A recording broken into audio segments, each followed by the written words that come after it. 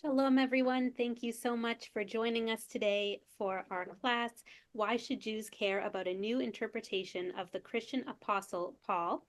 And I would like to thank our co-sponsors for today's event, Congregation Or Zion in Scottsdale, and would love to welcome Andre Ivory to introduce today's guest speaker. Thank you, Alex. Welcome, everyone. And it's a pleasure for Congregation Or Zion to co-sponsor this lecture today, as we do for so many throughout the calendar year. It is my pleasure to introduce to you today Dr. Mark Nanos, who is a known lecturer and author of many books and articles. I'm interested to hear what he says. I have a personal interest in today's topic. Received his PhD from the University of St. Andrews in Scotland and an honorary PhD from the University of Lund in Sweden. His book, The Mystery of Romans, won the National Jewish Book Award in Jewish-Christian Relations in 1996, and he is a co-founder of the Paul Within Judaism section of the Society of Biblical Literature. I'm looking forward to your remarks today, Dr. Nanos, and it is my pleasure to turn the proverbial floor over to you. Thank you for the invitation. Thank you for tuning in today. And I hope that the question that I posed was not insulting to you. In an obvious sense, everyone should be interested in things around us in the world, and certainly Jews should be interested in all sorts of things. One could ask this question about anything, and you could say, well, I mean, pure curiosity, or because it affects human beings, or because it affects Jewish people, and so on. But I tried to pose it in a way specifically about the Apostle Paul, and I put the brackets for Christian there to bring attention to the fact that this is actually something that can be challenged, that Paul was a Christian figure, as amazing as that may seem. And these new interpretations of Paul, which I've been a part of and will talk to you about, have tried to approach the texts that were written by Paul as first century Jewish texts that preceded Christianity. Christianity, like Rabbinic Judaism, was not present in the first century. Antecedents to both were present in what we call Second Temple Judaism. And in fact, most Jewish people, like most Christian people, don't know that much about Second Temple Judaism. They mostly know about Rabbinic Judaism, and their interpretations of the Bible and Second Temple Jewish texts, like for Christians, are often backwards looking from what they think they know, framing a world that was developed in the post destruction of Jerusalem in 70 world of the 2nd, 3rd, 4th, 5th centuries, when Judaism as we know it and Christianity as we know it both really began to develop and emerged. So there's a bit of an anachronism built into what most Jews know about first century texts like Paul's, because most Jews are informed about those texts, assuming that what Christians say about those texts is accurate. And why wouldn't they be? I mean, they're not considered texts in Rabbinic Judaism, but they were texts in a Jewish world. And this was a Jewish movement. And so part of the new interpretation is just simply to bring a historical rubric to these questions and ask historical questions. Now, why we should care, of course. So why care? So the standard interpretation of Paul as a convert, as an apostate, with which I'm sure all of you are familiar, reasons from a negative foil for Jewish identity and beliefs and activity. And these have informed and continue to inform, if not actually inspired, the anti-Judaism out of which anti-Semitism arises. And because this influence of and the interpretation of Paul on Christian culture, and Christian culture, of course, shaped Western and in recent centuries world culture through missionaries, and now just through a world culture, the way it functions. This is obviously something that we have to be concerned about as Jews. Now, Christians and Jews have assumed these interpretations of Paul are correct. I mean, they're everywhere. They've got hundreds and thousands of years of repetition. And there's diversity within that, but the major idea that Paul converted from Judaism to Christianity and or founded it and became a missionary of it and created was a part of creating, but also assuming that it was already there for him to convert into. That's quintessential convert. I mean, everyone knows about this around the world, even if they've never read anything of his, never been to a church or synagogue. This is just common knowledge. And when you have common knowledge, that's, seems obvious. And it's who would question it? But in this case, because Paul has become this dangerous enemy to the Jewish people, one might expect that his texts would actually have been investigated by the Jewish people. And the case is, at least in terms of what we can understand in the past from the literary remains, I mean, we're not present, we don't know, maybe somebody did this, maybe even a group of people did this, but from the literary remains, there's no evidence that Jews have ever, since the church years of, let's say, the 3rd and 4th century, the emergence of Catholic Christianity, have ever actually gone to Paul's text with an open mind and said, what if these texts don't say what Christians think they say? It's only been in the last decades, and my research is a little over 30 years now, although I first had the idea almost 50 years ago. But my real research in this, because I was a businessman, I didn't pursue this for some time. I have actually asked that question, as have a few others. And so I have this list here of a few names. Some of you will know because they're important Jewish scholars, some Jewish scholars that are involved in Jewish-Christian dialogue. Flusser is well known, Ben-Horin. Taubes was a German philosopher who did some articles, essentially some lectures about Paul that were published. Lapid, quite famous. Wishgrad, I suspect all of you know, very, very famous a Jewish philosopher in recent years, just passed away not long ago. Daniel Boyarin, quite famous and flamboyant. Then there's Nanos, myself. And since my work on Paul, Eisenbaum, Pamela Eisenbaum wrote a very popular book about Paul Was Not a Christian was the title. She learned from my work when it came out and was one of the ones who probably helped establish it as the winner of the National Jewish Book Award, my first book. Paula Fredrickson's a very well-known scholar who has now become and published on Paul. And Ishael Rosenzweig is, I think, was a student of Paula Fredrickson at Hebrew University in recent years. So there's now a chorus arising in the last few decades, mainly in the last 1 to 2, of Jewish scholars who have questioned, who've actually said, when we look at this evidence of Paul's letters, we're not so sure that the traditional interpretations and the variations on them have actually got the guy right. And this is also true for a number of Christian and maybe not necessarily Christian, but not Jewish New Testament scholars.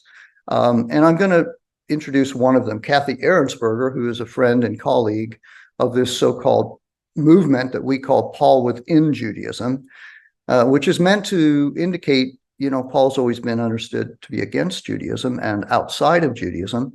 And I began to write some years ago about Paul's Judaism, which I thought was pretty provocative. Paul within Judaism is also very provocative for Christians and Jews, because he's thought of as one who left Judaism for Christianity. So it's defamiliarizing, I think, in a useful way to make us pause and wonder if there's something we could learn here.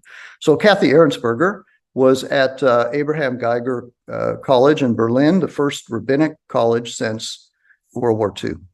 Michael Wishgrad, in his journey, interaction with Christianity, I'm not sure of all the reasons for this interaction, but in the early years, he said, I would like to confess it's difficult for me to see how a thinking Orthodox Jew can avoid coping with the Paul and Luther criticism of the law. So there's one reason why we should be concerned, because that criticism has shaped Christian and world culture. And one can hear it from Jews as well, especially uninformed Jews, who think that's just the way it is and have taken on, sometimes actually from Christian polemics and rhetoric, self-identification and group norms. Sometimes those are handled by turning them upside down, making what seems bad into something good, but nevertheless accepting the claims or the way of seeing the world. And so Wishgrad said, Paul demands a response by Jews living in a Christian world. The anti-Jewish Paul of Western Christianity poses a profound existential threat. And in the Europe, and he actually knew how to use the word existential, unlike most news people now. And in Europe of the mid-20th century, a material threat to Jewish self-understanding and Jewish existence. He cannot be ignored. Pretty strong statement. Some years pass, and I think Wishgrad's journey with discussing Paul is at least 40 or 50 years long. Some years along in his career, he had a new insight when he actually looked at the text of Paul in Acts for himself, instead of reading Christian interpretations of them. And he said the Paul of Western, and I'm not sure how good his Greek was, but he might have been reading the translations. I'm not actually sure. I wish I'd asked him that when I knew him. The Paul of Western Christianity does not fit the Paul of the letters at all. If you read them with care and in their proper historical setting, you get a very different Paul. The key to this resolution, Wishgrad said, lays in Paul's mission to the Gentiles, or the people of the nations, and his self-designation as an apostle to the Gentiles. So he says, quote, the letters in which Paul criticizes the law were written to Gentiles who were being influenced to accept circumcision and Torah observance. In so doing, Paul, emphasizes and exaggerates the dangers for Gentiles of living under the law. Sort of bringing out here, and I don't necessarily agree with all the way that he's framed this, but it's in the general direction, and he's actually sort of appealing to what many of you will be aware of in the rabbinic tradition, that if someone wants to become a convert, a proselyte, they're warned. This is, do you understand what you're getting yourself into here? This is no easy journey, no easy grace, to put it in Christian sort of terms. Actually, then later, some years later, first of all, let me finish this. All the nasty things he says, Paul says about the law, are intended to discourage Gentiles from embracing the law and are thoroughly misunderstood if they're read as expression of Paul's opinion about the value of the law for Jews. By law here, he means the Torah. Later, Wishgrad did hesitate about this way to approach Paul. And he said this, there was a time when I was convinced that this was the solution to the problem of Paul, that which I've just presented. I still think so, but perhaps with less conviction than in the past. That's interesting in itself. But ultimately, he phrased this ambivalence as a question. Could it be that Paul was, after all, an Orthodox Jew? Pretty interesting place that he arrived at. Now, I mentioned Kathy Ahrensberger, and I just want to show you another way to think about why this matters to Jews by looking at how it matters to a Christian biblical scholar, New Testament Pauline scholar, who she's not an evangelical type Christian. She's Swiss, actually. She's what we'd call a liberal, on the liberal end of, mainline Christian, European Christian. She explains her interest in probing Paul and related first century evidence to this. Concern for Christian self-understanding in the pluralistic, interreligious world of today, the fact that Christian self-understanding has been formulated over centuries in opposition to Jewish traditions and Jewish people, and thereby contributed significantly to racist and folkish anti-Semitism in the 19th and 20th century. And this legacy probes her to ask, with a focus on the role of Paul's letters, is this denigration of Jews and Jewish tradition inherently necessary for Christian self-understanding? She doesn't think it is. And she's, as I say, a co-worker with me, a good friend and colleague in this effort to reinterpret Paul's letters, to go back to scratch, to look up everything, and including looking at the manuscript traditions, which I myself am not that well trained in, but that needs to be done as well, because the manuscript traditions are actually expressions of interpretive decisions made between the different options available. And those decisions have been made in the direction of Paul, the convert from Judaism to Christianity. And so each one should be questioned. Now, this basically sets up for you some talk about why, but of course, I want to actually show you what difference it makes to come at Paul from a different angle, so that you can see what the potential is, and hopefully how you can see that this could challenge Christian self-perception, which has been formed around a binary contrast based on a foil about what Jews and Judaism are like, that has been developed largely from polemics in the New Testament, Paul's voice being a major part of that. So most Christians through history who formed these interpretations of Paul, for example, didn't really necessarily know Jews or Judaism, may not know any actual people or practices. What they knew was the polemic that they read in the New Testament or in their Christian doctrines, policies, and so on, and activities. And so these are stereotypes and foils that were developed. And it's not just that they were developed about Jews and Judaism, but they're developed in a binary contrast to privileging Christian identity and ideals as the opposite, as the superior and as the replacement, because Jews and Judaism were so wrong that God turned them out and instead turned the Gentiles into Christians and take their place, what we call replacement theology or supersessionism. I want to just give you one example of an area that I've worked on a lot now for the last 15 or so years, which is, interestingly enough, a text of Paul's that has been the place probed for the most positive comments about Jews and Judaism from Paul. This was a central text for Nostra Aetate 4 in the mid-60s, Vatican II, when the pronouncement that Jews, that Christians or Catholics should change their attitude to Jews and see them as also brothers, which is the way Pope Paul John expressed it. And nevertheless, this very text, which works around an olive tree, as you see in this image here,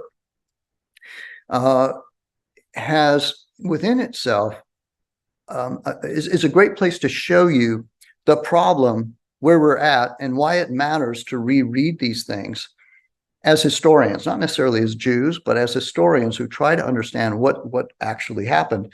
But as Jews, because we have certain sensibilities that, like women have certain sensibilities that developed feminism, and like people of various minorities or genders have, because their normal sensibilities when they hear or see a certain way of are provided. In the power steering fluid, there was a clamp that basically holds. So this image was an image of an imprint that was on all of John Calvin, the famous Calvinism that derives from this Protestant, the important reformer. But if you think Presbyterian, that's based on John Calvin's theology. So this is a mainline way of thinking in Protestantism. And this image you see is supposedly an olive tree. And you see Calvin or whoever this is self-identifying kneeling there. And in the Latin, it says, "They are broken off, I shall be inserted." This is a perfect case of what we call replacement theology. The idea is that branches that you see falling or from the tree or whatever, and up at the top you see the image is supposed to be God with a sickle, pruning off the old branches, Israelites, Jews. And you see these balls that are there where the graft is supposed to be made, so that the limbs that you see with leaves on them that are attached to the tree, and you'll notice it's almost every major bough of the tree, consists of what's seen as Christians who have replaced Jews in the tree representing God's people. Often if you're aware of it, the church is seen as the new or true Israel. This is an image that captures that. There's many things we could talk about here. We don't have that much time, so I won't try to get into all the little interesting things, but this is seen by Calvin and in Christian culture as humble, as grateful. But of course, as a Jew, when you see this, it doesn't seem all that sincerely humble. It seems pretty harsh, because it's taking the place of the other and celebrating that, rather than expressing sympathy for the other. It's actually expressing its own gratification for having replaced the other. And this image, as I say, is in Romans chapter 11, which has been in general seen in a rather positive light. I think you can see with me, most of you, certainly Jews, can see that this is not such a positive image for the Jewish people. Why? What happened for me is, in my very first work, book that won the National Jewish Book Award, I accepted a lot of the translation. I worked on certain parts, but one can't translate everything when they write a monograph and work on something. They accept a lot of translation stuff and a lot of decisions that were made. At least that was my case. And years later, when I began to be asked to give papers in various, because I started out, when I wrote my first book, I didn't have a PhD. I was not a professor. I was a businessman, and this was my hobby interest, going back to Jewish studies in the 70s. As just I knew some Greek. I lived in Crete, Greece, when I was a teenager, and I just suspected that the reading wasn't right. And so I accepted a lot of things, and then I began to question them again, as I say, in the aughts and in the teens, and up to this day. I just have a book published of many of these essays a few years ago. Let's look at this language a little bit and problematize it just a little bit. So in Romans 11, before we get to the olive tree imagery, Paul works with a different metaphor. And he says, I ask, he's speaking about the Jewish people who do not believe that Jesus is the Messiah. That's the they here. Have they stumbled so as to fall? Now, in Christian theology, the answer is yes, even though the text here says, me genita, no way. But through their stumbling, salvation has come to the Gentiles, or the nations, so as to make Israel jealous. And then it goes on with some other language I'm going to skip over for the moment. But you can see that he's beginning a discourse, or he's actually in the middle of a discourse, but he's in a discourse prior to the olive tree. The question is, have they stumbled so as to fall? And the answer is no. Now, if you look at the olive tree that we just saw, if you think about that, and if the question was, have the branches been broken so as to be broken off, you would expect the answer that would follow would be no way. But as you saw in the image, the answer is, yeah, they're broken off, but they can be put back in, but they're broken off. But this doesn't say they've stumbled so as to fall. Yes, they've fallen, but they could get back up. It says, no, they haven't fallen. And if we look down to the bottom here, verse 16, if the part of the dough offered as first fruits is holy, here you can hear Leviticus is being appealed to. If part of the dough offered as first fruits is holy, then the whole batch is holy.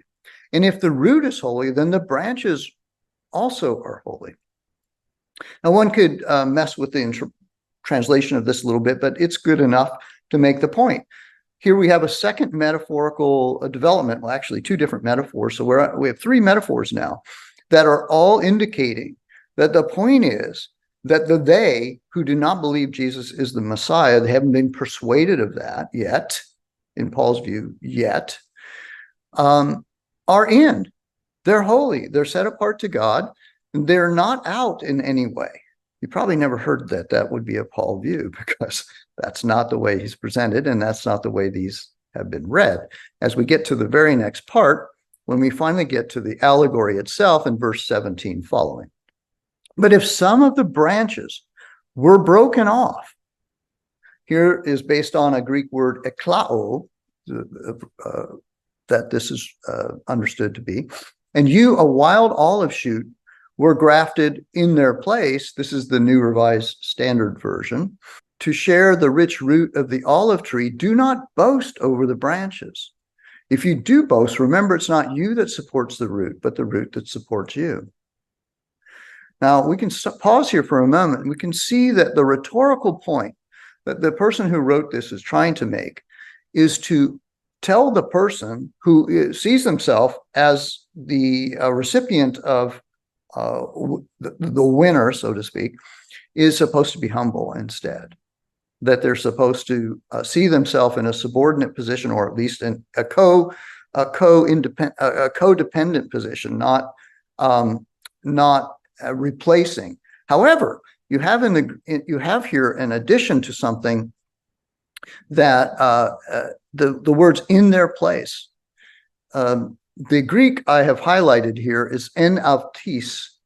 The Greek word en avtis means among them. It does not mean in their place. I mean, there's a big difference between in their place and among them. The King James Bible has among them, and the New Revised Standard that just came out, updated version, just came out in the last few months. I've just updated Romans for the upcoming Jewish annotated New Testament that's going to be based on this new version. It has dropped in their place, thank goodness.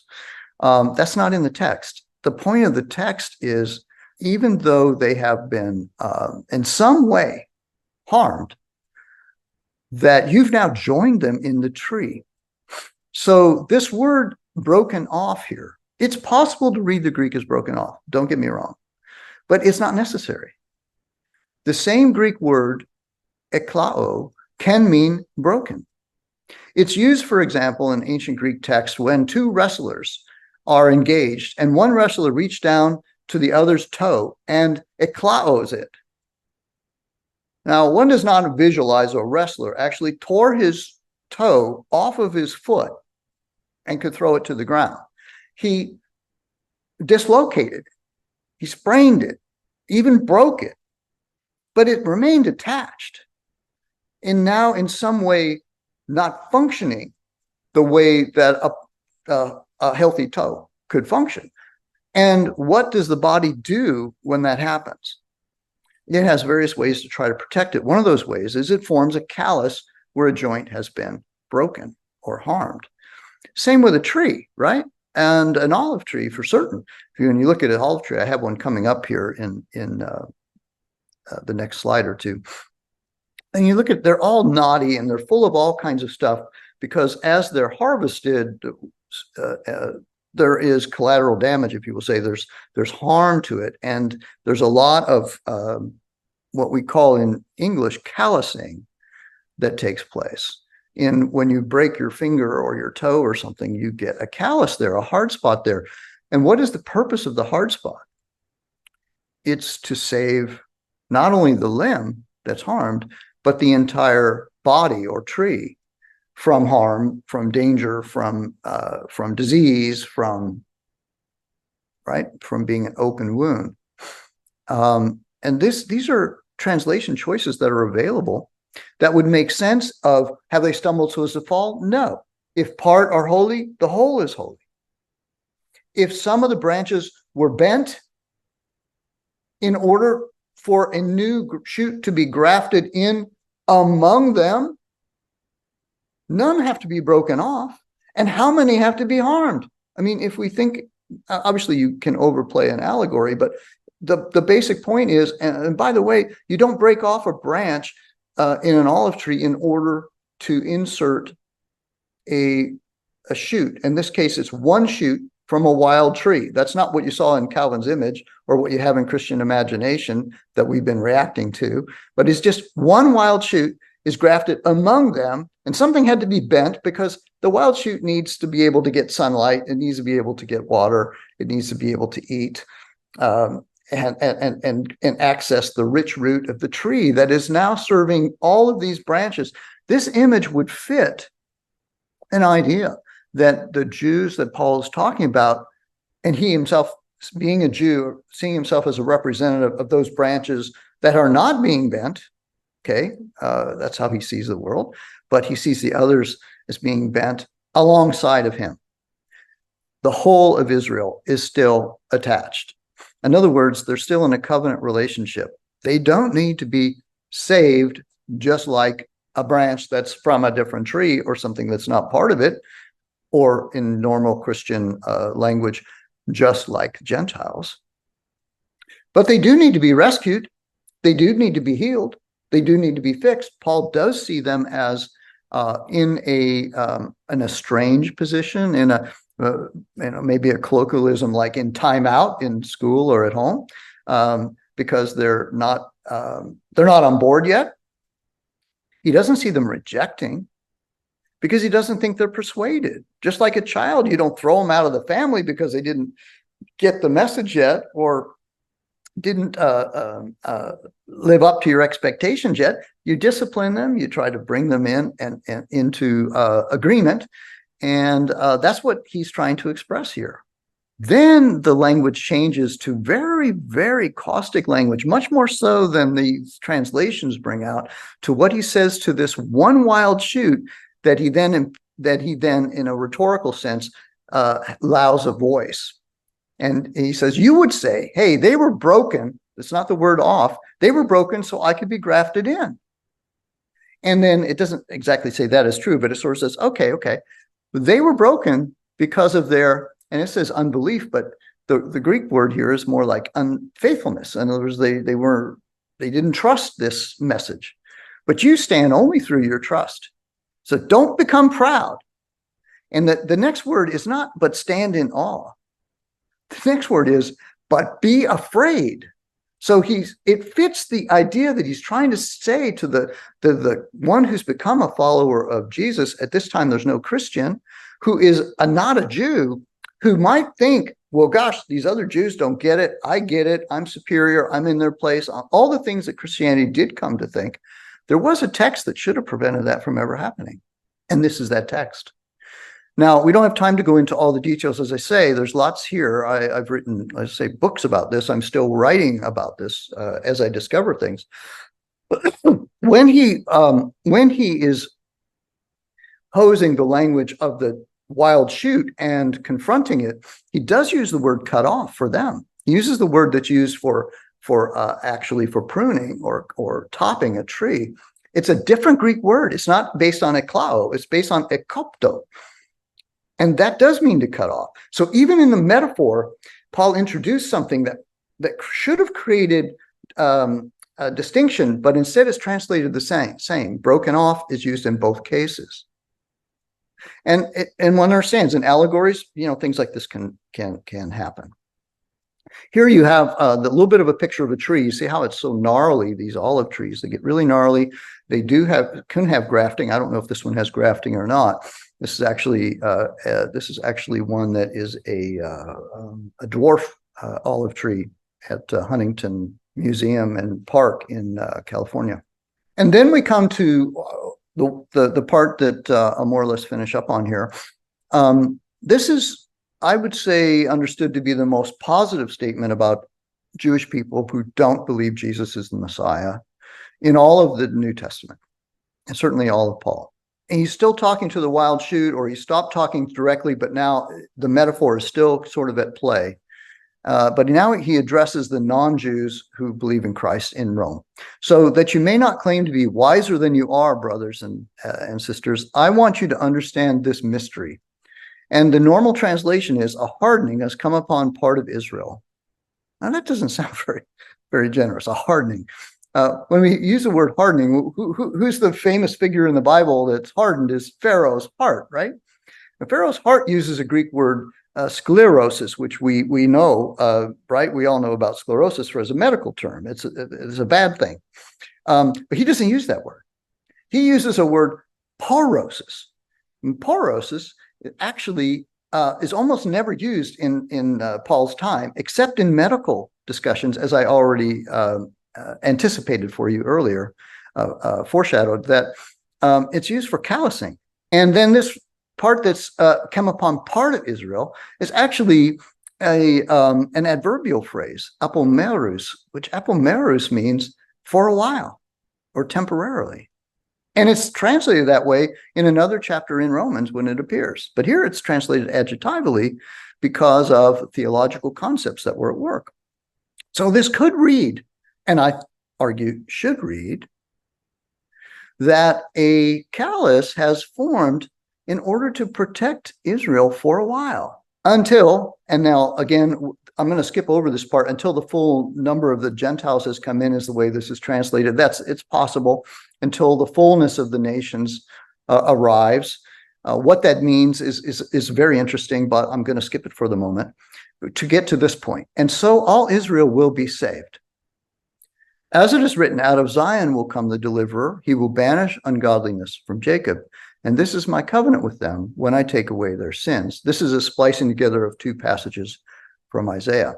This is seen to be so positive, right? Because basic idea is, even if Christian Gentiles, Christ-following Gentiles would see Jews who don't believe in Jesus as out, broken off limbs, they can be grafted back in. And in this case, the assurance is they will be saved, which is based on a premise that they need to be saved. Here's the interesting thing that I only discovered a few years ago when I finally looked this up. And I can't believe I didn't, but it's the truth. I didn't. I looked up this word, which is based on sozo in the Greek. And guess what? There's pages and pages and pages of sozo's usage. It was a very common word. And it can be translated saved, of course. But saved can mean many things. When a doctor saves you, we don't mean that you died on the table and he brought you back to life. I mean, somebody might mean that, but that's not normally what we mean, right? What we mean is you didn't die on the table. He kept you alive. When we say a limb was saved, we don't mean that it was cut off and fell to the ground like in that image and then got put back on. We mean it never died. It never fell off. It was never not part of the tree. The proper translation for us, in order to avoid the 2,000 years of Christian evangelistic theological thinking about this, is something like protected, kept safe, saved with an F. So all Israel is going to be protected in the meantime. But here's the whole message here, but you should not do something that could interfere with that. You should not be arrogant. You should be kind, and you should accept that you've received a generous gift, and you ought to be generous towards the other and concerned about their welfare, concerned about their protection.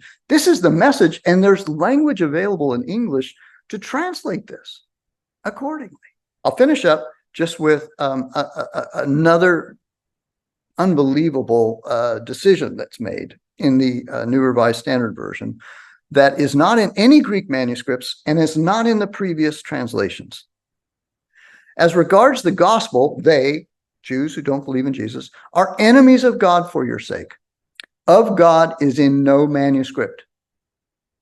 The enemies here should be an adjective, just like the next phrase, but as regards election that is being chosen, they are beloved. Beloved is adjectival, right? So is enemies. What would we say? We wouldn't say they're enemied. We would say they're alienated or estranged, which is exactly what he just expressed. Some have stumbled. They're falling behind.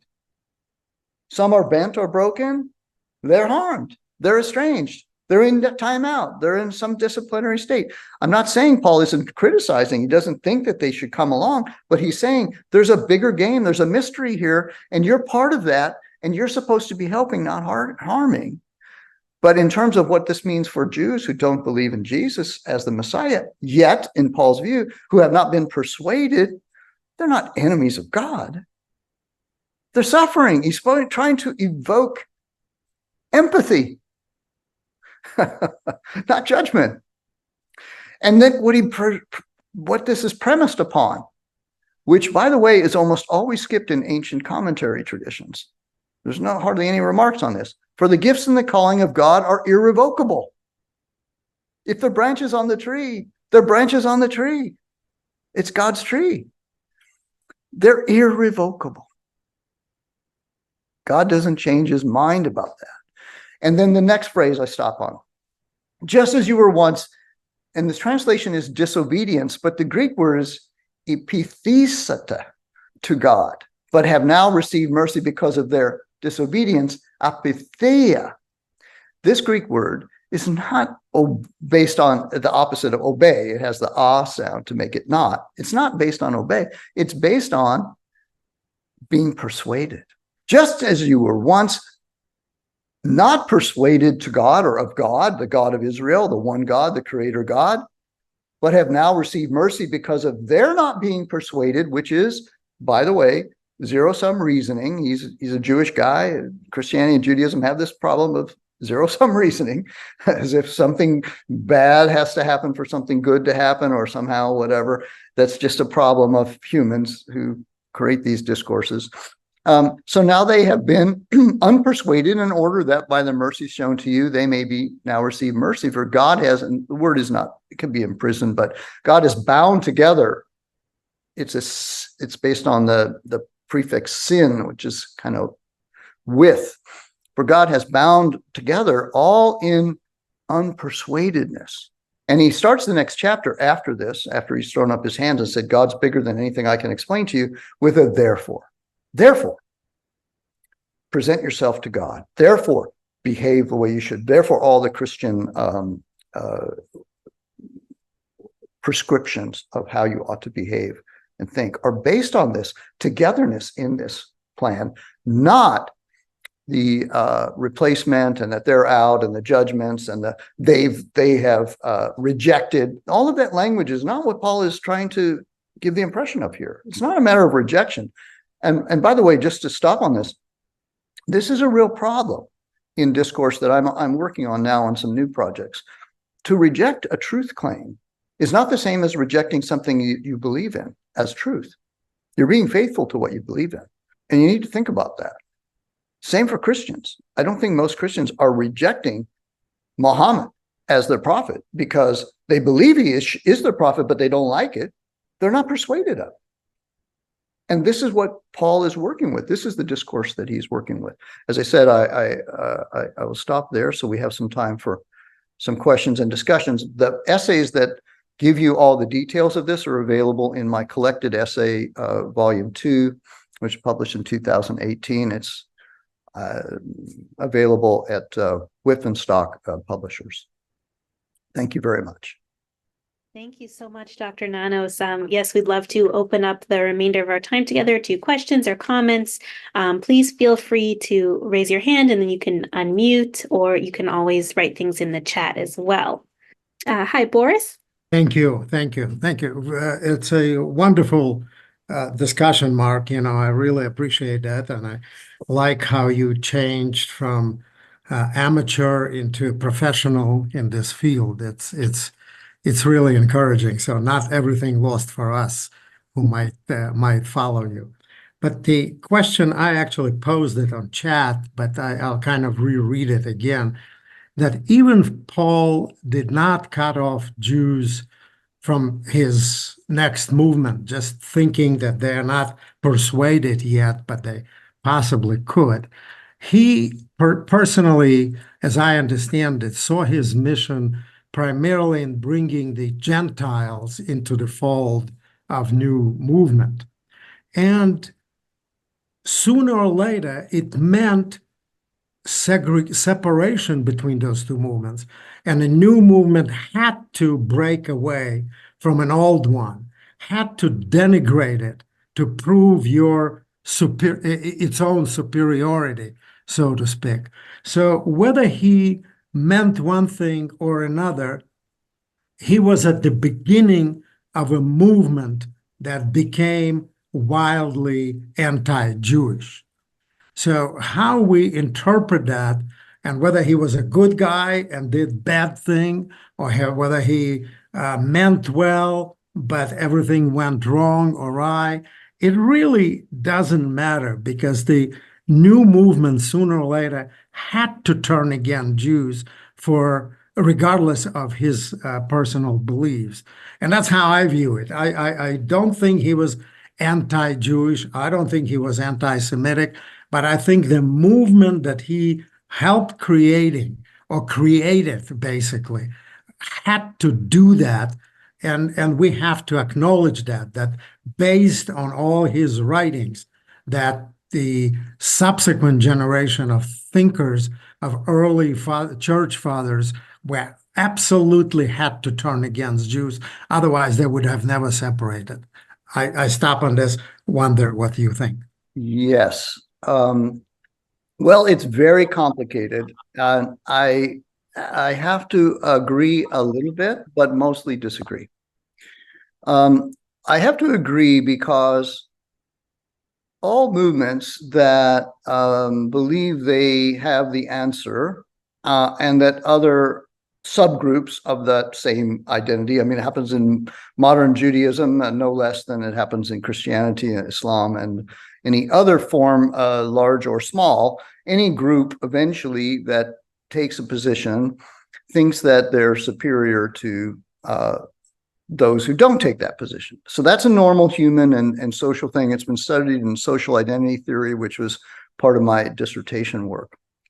And that's just normal course of, that is, some refer to that now as sort of a soft supersessionism, meaning, we always think we're more right, obviously, the choices we've made than other choices. In that sense, I agree. Something was going to happen that was sectarian, at least. And I think that's a better way to look at it. It would have been a certain kind of Judaism. It was becoming a certain kind of Judaism, and he was a part of that.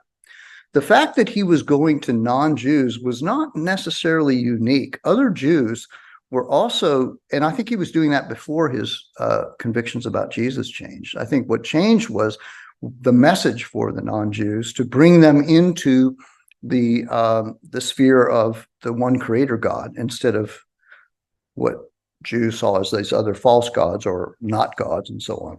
But what really happened historically was his message was quickly confused. And it makes sense that it would be confused because as non-Jews began to populate these movements, and he did not permit them to become Jews in the way that Rabbinic Judaism later did as proselytes, well, that creates a problem, right? They have to solve. In social identity terms, we would say, they therefore have to turn this upside down in some way in order to create the self-esteem and access to goods and so on. And that's what actually happened then with the church fathers and so on. And they were not trained in Judaism. They didn't read this within Judaism. And Paul was not bringing anybody into some movement other than Judaism, but they were. And they began to distance themselves from Judaism to make clear what they were doing was Gentile Christianity. And so in that sense, it wasn't necessary. It didn't have to go that way. It did go that way, okay? But it didn't have to go that way. And whether it did or not, reason that it kind of went that way and stays that way is because what we have left is this rhetoric, and this is what Wishograd was pointing out. We have this rhetoric written to non-Jews. It's like reading somebody else's mail, but you don't know the context. You're not the insider. When I like to use the example, when parents are talking to their teenage child and their teenage child wants something and says, well, all the other kids have it. And the parent polemicizes either that other kids or their parents. And if all you had was that because the window was open, you would miss the rhetorical point. And you would create views of the other, of the other family, of the other kids, and then they get concretized. And that's what happened in Christian theology. But if you put it back in the context where he's trying to dissuade the non-Jews and make them feel full members and reassure them they should stay on this path and they should be generous and kind and handle the suffering from their peers because they have a different point of view and so on. If you put it back in that context, it doesn't have to go there. And we don't have to allow it to keep going there. And as Jews, we can respond to this Christian discourse and say, well, actually, Paul can be read very differently than that. And you don't have to continue to develop this othering based on Paul's voice. At least that's part of my answer to you. It's actually a big topic, and I appreciate what you're saying. Oh, thank you. Thank you very much. I would love to argue with you, but I don't want to resort to that discussion. Maybe on email somehow. Sure. You're welcome to. Thank you. I have another question that was sent privately to me in the chat, so I'll read it out loud, which was, does Luke's portrayal of Paul in Acts jive with the Pauline epistles in terms of supersessionism? I hope I pronounced all that correctly. Yes, you did. That's a very good question also, and it depends on who's going to give you the answer. In my view, which I don't do much with in my work so far, because there is a basic prejudice in New Testament scholarship against Acts of the Apostles' presentation of Paul. Acts' presentation of Paul can be understood very much to comport with what I just presented from Paul's letters. It can be read as understanding Paul to be a Torah-observant Jew who was promoting a reform movement within Judaism and reaching out to non-Jews to include them. But it can also be read, some negative statements in there that are a part of the polemic and the interaction can be read and have been read as Paul the convert moving from Judaism to Christianity. So it could be read either way. I think along with some others, and actually it's kind of a growing, like the Paul within Judaism movement, the Acts within Judaism is a sort of a growing movement now that has in the last decade, let's say. Although there were people moving this direction that I learned from Scandinavian Jakob Jervel in the 70s was already moving this direction, that you can read these texts to corroborate this Paul within Judaism approach. And I think that they should. And of course, there's a lot more details about that could be given. But there are some people now, if you're interested, there are some people now. Isaac Oliver is a scholar who's writing on Acts of the Apostles from that perspective. And you might look up that name and you'll see some recent work in that direction. Thank you. I have another question that was also sent to me, so I'll read that one next. Another verse that Christians use to support replacement theory is Romans 9:6, which the NRSVU translates as, "It is not as though the word of God has failed, for not all those descended from Israel are Israelites," to say that ethnic Jews are not true Israel, but Christians are. What do you make of this? That is such a good question. I am running into this text all the time. And in fact, one of the most famous and influential New Testament scholars, this is a central text to his whole theology. I've written about this text and published on it both in English and in German, and I'm getting almost no traction, which is very interesting. The Greek here doesn't have verbs, this little phrase that they translate generally as not all are Israel. Or not all of Israel are Israel, or something like that. But the phrase can be read in various ways because it's very enigmatic and so it depends on the context how you read it. First of all, the context is the two verses before this have just said about the Jews who are not followers of Jesus, to them belong the gifts, the calling, the covenant, the Messiah, the cult, the temple cult, the whole thing. It's all been positive. To them still belong it in the current, okay? So then all of a sudden he would say, yeah, but not to all of them. The ones that don't believe in Jesus are out, and we instead are Israel. Well, there's lots of problems here. First of all, as we were reading in chapter 11, which follows 9, he doesn't refer to the people he's writing to who are not Jews as Israel. They are still Jews or Israelites, right? He doesn't switch from that. He doesn't have a concept that they're the true Israel, or he would change what the pronouns are. He would change the direction. There's still something different. Gentiles who are Christ followers are not Israel. He doesn't address them that way. He doesn't view them that way. So that's not where he's going. They're among Israelites. So this phrase can be read as a question. Are not all of Israel Israel? That would follow what he just said in the two phrases before. It can also be read as a statement. Not all are Israel. They are Israel. You won't find those translations in any Bible that you can pick up. And you won't find them in almost any discourse among Pauline or New Testament scholars. but they're not only valid, they're more probable from what was said before and what follows afterwards in the whole argument. So I leave it there to you. This is one of those things where theology drives translation, as it always does, right? Translations are always interpretations, and it's stubborn. Thank you so much. That brings us to our time today, but want to thank you, Dr. Nanos, for joining us today, and thank you all for tuning in as well. Next week, we have a great event coming up, the Minkoff Memorial Lecture with Rabbi Sharon Brous, and that will be in person if you're in the Scottsdale area, but also on Zoom if you're not, on February 22nd at 7 p.m. Mountain Time. So hope you can all join us for that as well. And thank you again. Have a good rest of your day.